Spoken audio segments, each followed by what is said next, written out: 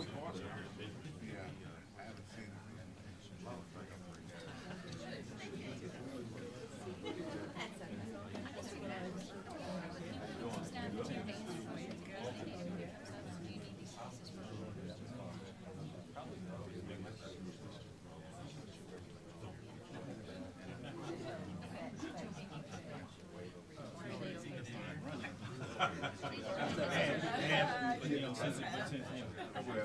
Well, I would do it for you.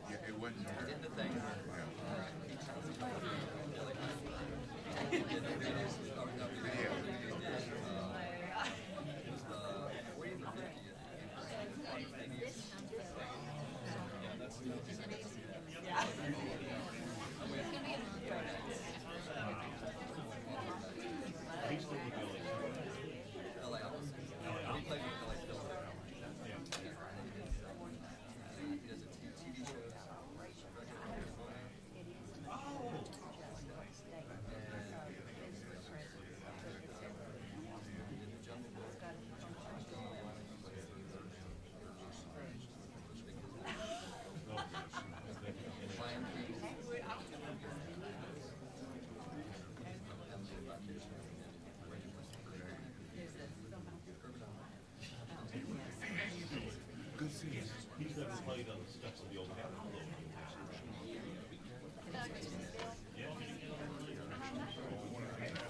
He never played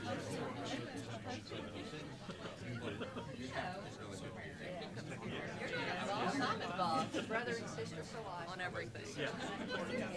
You make colors. It's just like, yeah. But they honestly don't I was having seen a real season on it. Okay, so one of the things we'll go.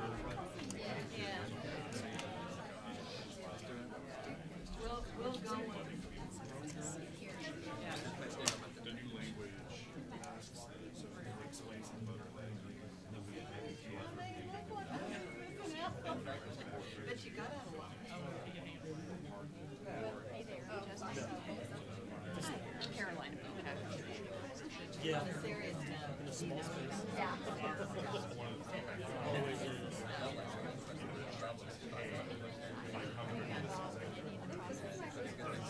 I'm on the corner. You look like but how long does it take you to get the car? Well, I have,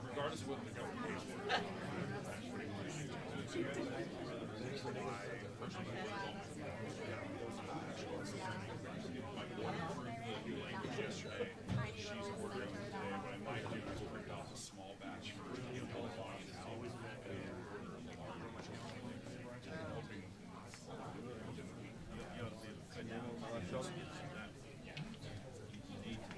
oh yeah, because we have a whole side we have to replace seats. Yeah. But you can continue to accept the existing cars. Oh yes, no sir. That's the we sent a memo out to the Works Association that if you want to accept the restriction right. And that if anyone has any questions or something, they'll be able to back to the SCs. So two things that I had concerns about. One, the clerks have issued wording that but just as important as the individuals who are I want to make sure they're so they were picked up here with the violent crime and they want to move folks back in general.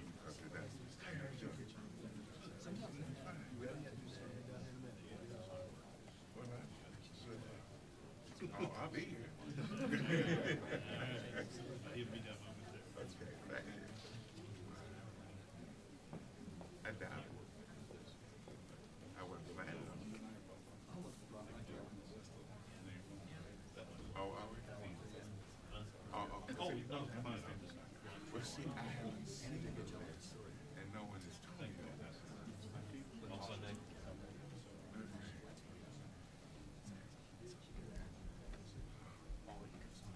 Well, no, we did.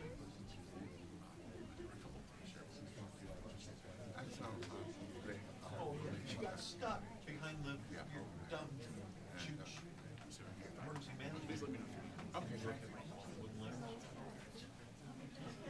Oh, well, when I went down there, you didn't say. Are you ready for the rollout right now? Well, you didn't give me much time, but I'm gonna get there. We'll be ready to go. I was in charge of the I know. What you gotta do. Yeah. what you'll be amazed. He was part of the States. Technology, that's what's under development.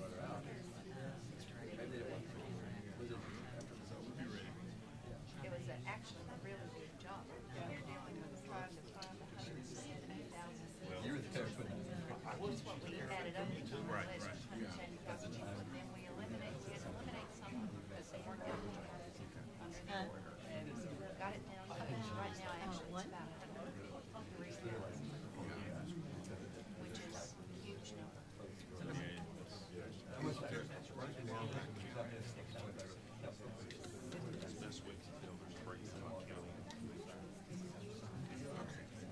So we'll be able to tell how many in each county. Should be, and for the website, where is that area? On how many per county? Yes. How you doing?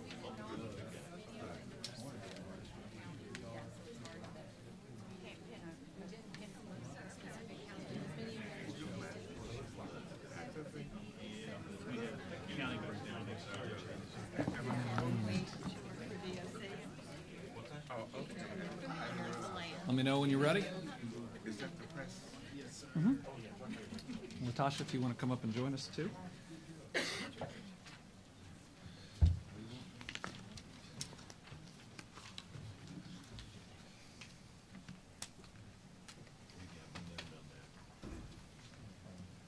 Any of our legislators who'd like to join us?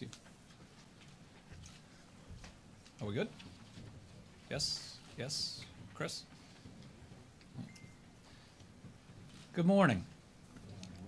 55 years ago this week, on a bridge in Selma, state troopers and sheriff's deputies brutally attacked John Lewis and other peaceful marchers. They beat them with clubs, charged at them with hoses, sprayed tear gas. Those marchers didn't want to just make it to the Capitol in Montgomery. They wanted to stand up to Jim Crow, to George Wallace, and to the status quo. They were fighting to ensure that we removed obstacles to voting. They were putting their lives on the line to support voting rights for all Americans. I was honored to join a reenactment in Frankfurt on Sunday to commemorate and honor the sacrifice and courage of those civil rights leaders 55 years ago. This week, as we recognize the anniversary of Selma, it seemed fitting to update you on one of my administration's top priorities, restoring the right to vote to Kentuckians that have done wrong in the past but are doing right now. On my third day in office, I signed an executive order to restore voting rights and the right to hold public office for nonviolent felons that had completed their time. I restored the rights of those who had paid their debt to society and wanted to reintegrate to their communities and deserved the dignity of being able to vote again and being a part of this great democracy. My faith teaches me forgiveness, that we should welcome those Kentuckians back into our neighborhoods and allow them to fully participate, to recognize that they are full human beings deserving respect. When I signed the order on December 12th, I was able to automatically restore the right to vote for what we estimated to be at that time about 140,000 Kentuckians. Among them were Ren Young of Louisville, who joined me that day in the rotunda to discuss the drug possession conviction he received at the age of 18 that had prevented him from ever voting in his life. He now works as a sales representative and has those twin 21-month-old daughters that he brought that day. He said he wanted to have a voice and to be able to do what I do every year with my kids, to take them to the polls, to show them the importance of voting, to have that special moment. I remember signing that order that day, standing up and handing the pen to Ren, and that look on his face, I'm not sure I can communicate that feeling. And it made me even more committed to making sure that we would take the steps and our administration would recommit to making this an easy process. Joining us that day was also Amanda Borland of Louisville. She also spoke about the time that she served for drug and other offenses, and she lost her right to vote at 18 as well. She is now a coach and retention specialist for the Center for Employment Opportunities in Louisville. She's dedicated her life to helping other people that went through or are going through a little bit of what she experienced. And she is working on her master's degree in education and mental health and substance abuse. She has 4 sons. She's finally going to have the opportunity to take them to the polls. Now, some good news. As we are here today, we have identified 152,000 Kentuckians that under that executive order have regained their rights to vote.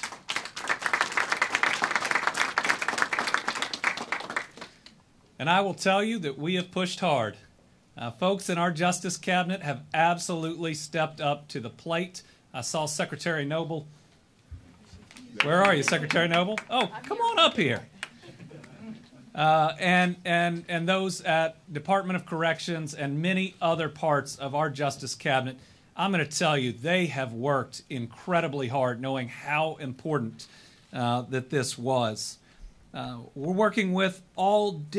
have worked with all different parts of state government, knowing the clock was ticking.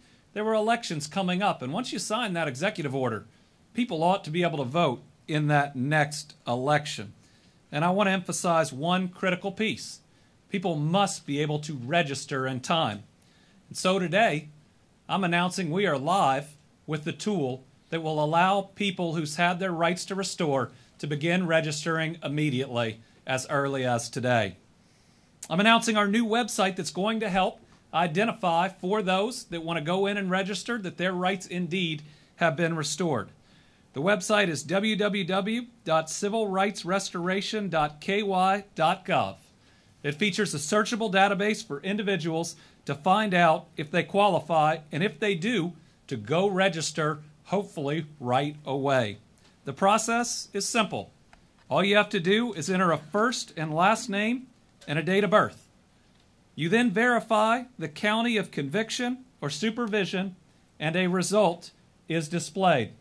Here is Ren Young, who regained his rights that day and is going to take those twin daughters to vote, hopefully, here in May. All he has to do is submit his first, his last name, his date of birth, and it immediately tells him that he is qualified and ready to go register. And if the entry results in an inconclusive because of any issue with information, we don't stop there. There is an email and a phone number for people to call for more information. We want to make sure that if there is any issue with the information as has been input, that we can address it and that people have someone either live that they can talk to or that they can send their information to. As you see right here, the information, whether they are on their laptop or on their phone, they could call right away. Those who are currently in custody or who are on supervision will be reviewed for automatic restoration prior to their completion of sentence and told if they qualify.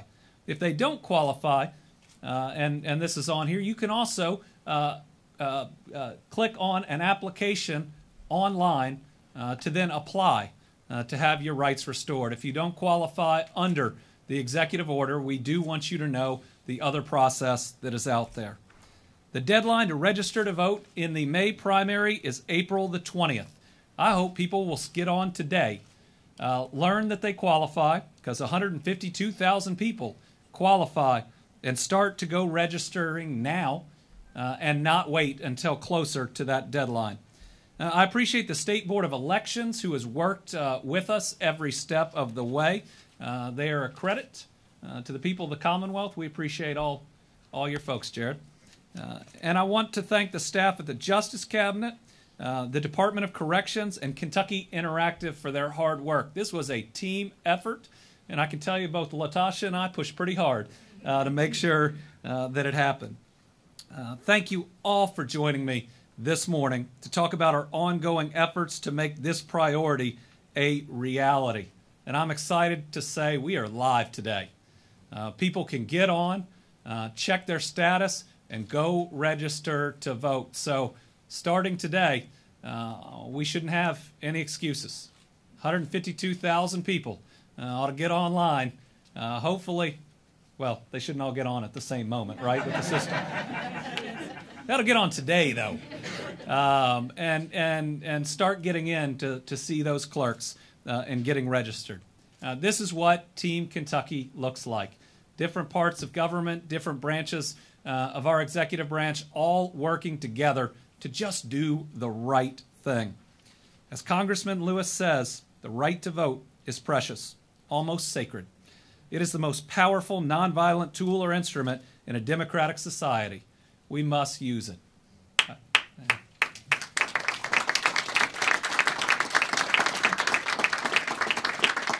I now want to introduce somebody who has spent his life fighting for this right to vote and for so many others. He is a living Kentucky icon. That's Raul Cunningham. Thank you, Governor. First of all, let me thank Governor Beshear, his administration, for initiating and executing the executive order. Some of us have been working for over a decade, and we appreciate the governor and his actions. But I think more importantly, now that the day has arrived, those of us who are advocates have got to go and seek out and help those who are eligible under this program. We cannot sit back and just be thankful that this day has come, because the work has just begun. We have got to go out, seek. We have had conversations with the executive director of the State Board of Education. The State Board of Elections. And we were prepared to, we had asked for registration cards to start today. They are updating the cards, but the cards that we have can still be used. We are anxiously awaiting for the new cards, and we are going to go to churches and start a PR campaign. We need the media to help us. We need you to carry out the message that registration is available and how they can register.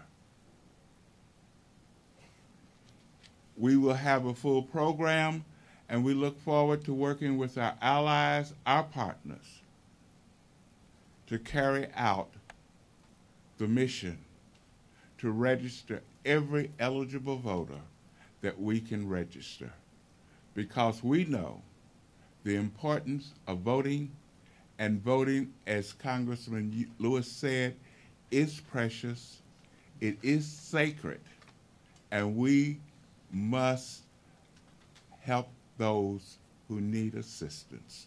Thank you so very much, Governor.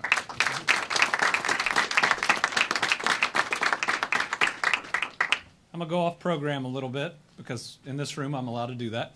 And I want to give a chance for Secretary Mary Noble, who, after I signed that executive order on about her 4th day in the job, looked at me and said, "We will get this done." I know that she wants to thank her staff and how hard they worked, and we appreciate all her work. Secretary Noble. You know, the governor calls us Team Kentucky, and that's what we are. There were so many people that had to work to pull this together. It was difficult. 152,000 people is a lot of people, and they're scattered through all the counties in Kentucky. The Department of Corrections worked relentlessly, particularly our IT people, to make it possible for this website to be up, and they've done an incredible job. They really. And if anything doesn't work, we'll fix it. Just like I said, we'd get it done, it will be done. So this is a great day for Kentucky. Thank you, Governor. Thank you.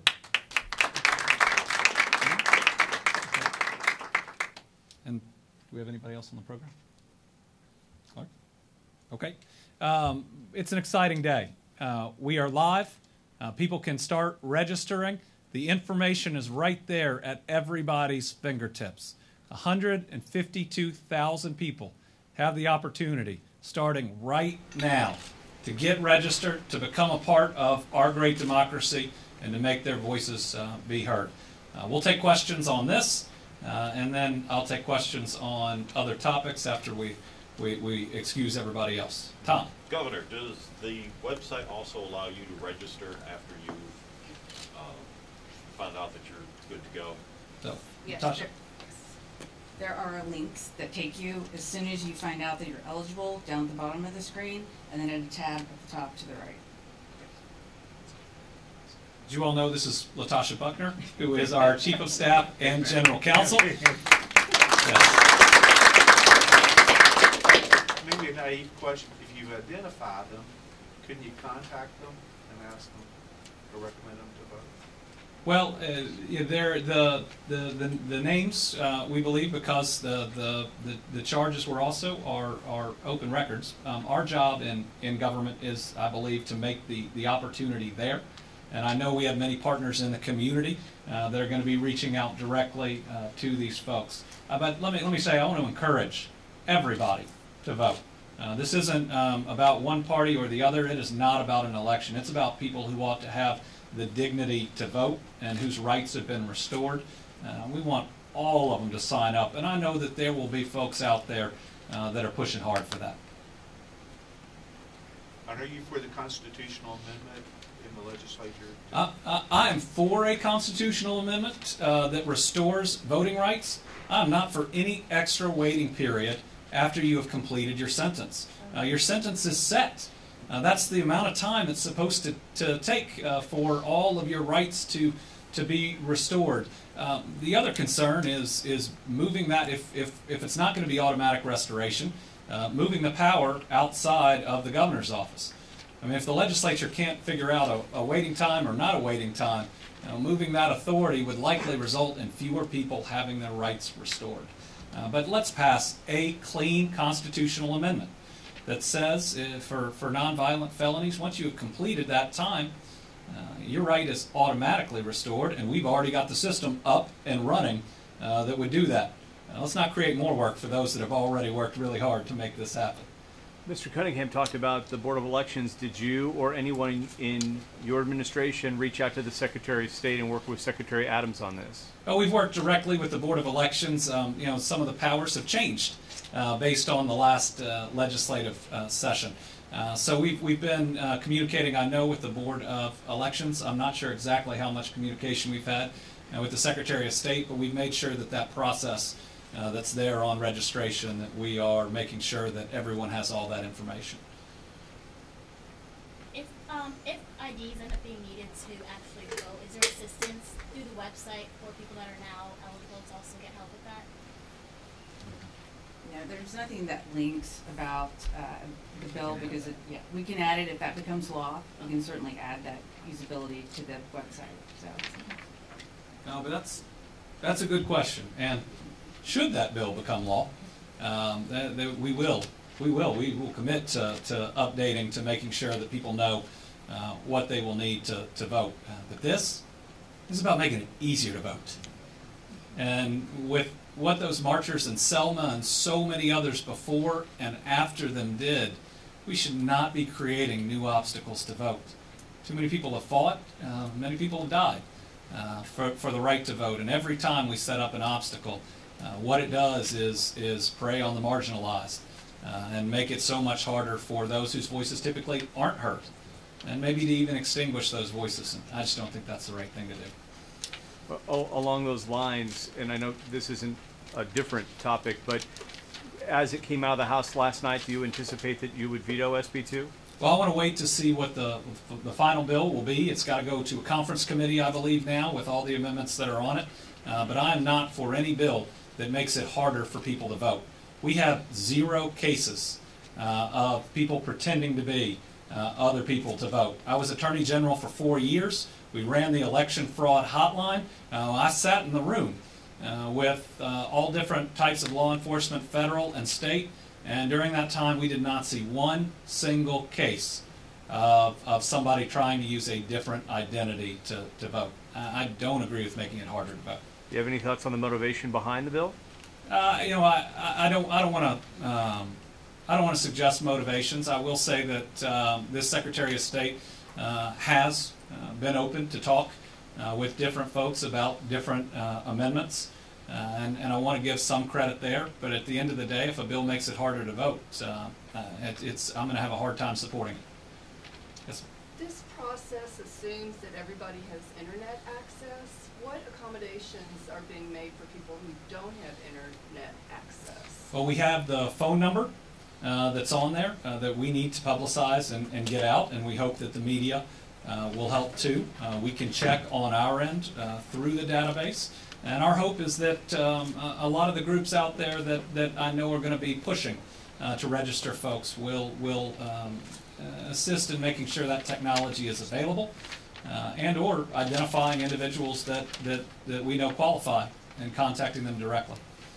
Can you give us the phone number? We can put it right back up there. All right. 502-782-9731.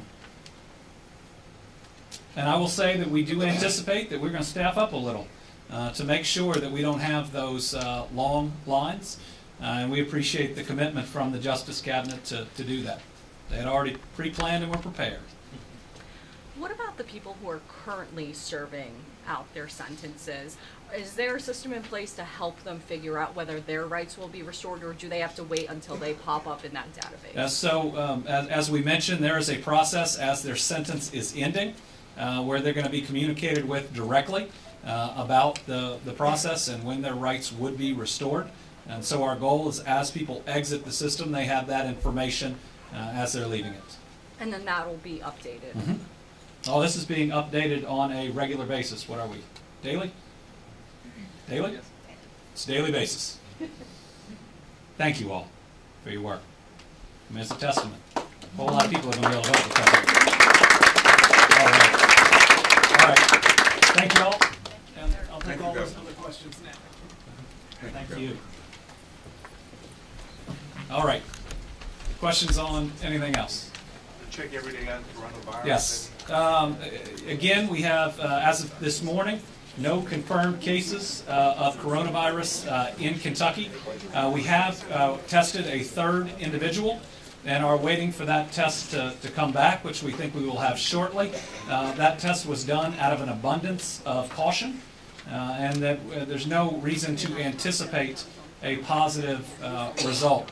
We are still preparing. Today I'll be joining a letter of other governors, a bipartisan group, to Congress to ask for the additional appropriation that is going through right now. That's to make sure states have the dollars for additional kits, hopefully additional respirators. So I want to remind everyone again that while worldwide the risk is high, in the United States it is still very low. And again, remind folks that while we want you to be prepared for the coronavirus, the flu is still significantly more deadly. We have over 80 flu deaths this year already in Kentucky. We have 4 pediatric deaths. We've lost 4 kids to flu. So get your flu shot, wash your hands, don't go to work if you're sick, don't send your kids to school if they're sick. Protect your neighbors. Have you seen any of the drafts of HB2, the human trafficking bill, goes before a committee this morning? I've not seen that, and we're planning on following that today. As you know, addressing human trafficking has been a mission of mine. It is oftentimes an invisible crime that if people would recognize, we could do so much more on. It's the fastest growing criminal enterprise in the world, and sadly, so many people who are trafficked by a family member. So they are also in a situation that we need to be able to step in and help them.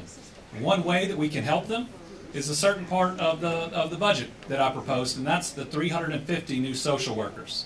Now, right now, with caseloads in Jefferson County, over 55, and that's 55 families, each of which could have 3, 4, 5 kids. It makes it harder and harder with the smaller amount of time for social workers to recognize when trafficking may be happening. If we add those 350, we will get our caseloads down to the national average. We will protect children. We'll be able to get them out of the most dangerous situations. You know, just yesterday, they announced we are #1 in abuse and neglect again. So dad of a 9 and a 10-year-old, no longer.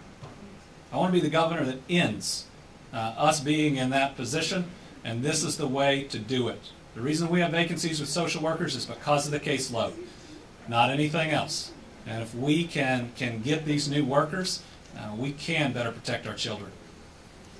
Do you think the money for those 350 new social workers will be in the Republican budget? Will they include that? I certainly hope so. I haven't gotten any update on it, but I mean, Lord, I hope we can all agree that child abuse isn't partisan. And that when we're #1 in child abuse and neglect, and there is identifiable reasons for it, and that one is absolutely not enough social workers to protect our children, that we could step up and make an investment, you know, right here and right now, to make sure we do so much better. It appears that there was no bill pushed by the filing deadline in the House to increase the gas tax. There were some questions. There's been one filed. Has there been one filed? Yes. Do you support an increase in the gas tax? Well, I believe that we have certainly challenges in our transportation budget, and we need to look both short and long term about how we address those. But where we are right now in Frankfurt, actions we've seen, at least by one chamber in passing Senate Bill 4, have created an environment where it's going to be very, very difficult to see a bill like that move. All right. Thank you all very much.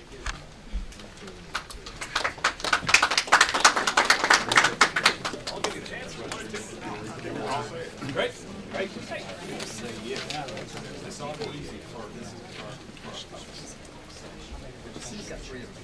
Well, let's bring them into the office.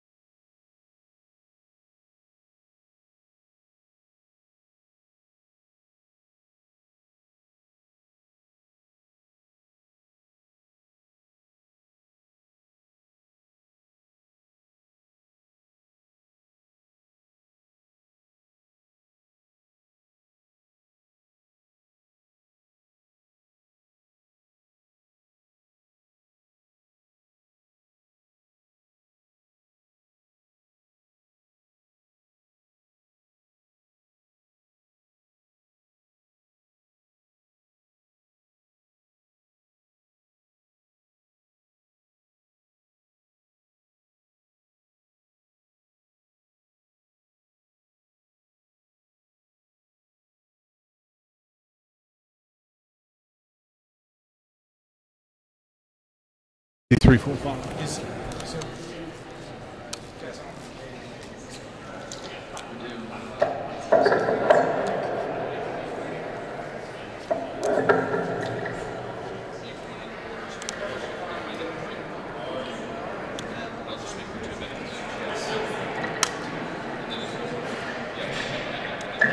It's mic check, man. 1, 2, 3, 4, 5, 6, 7, 8, 9, 10, 11, 12, 13.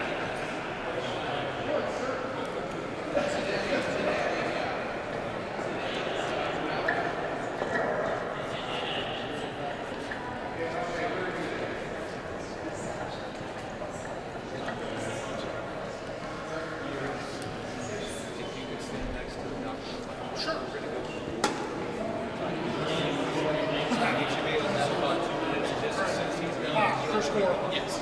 Nice to meet you. I'm almost 34. Hey, it's Chris. There's now another. I'm going to back to you guys.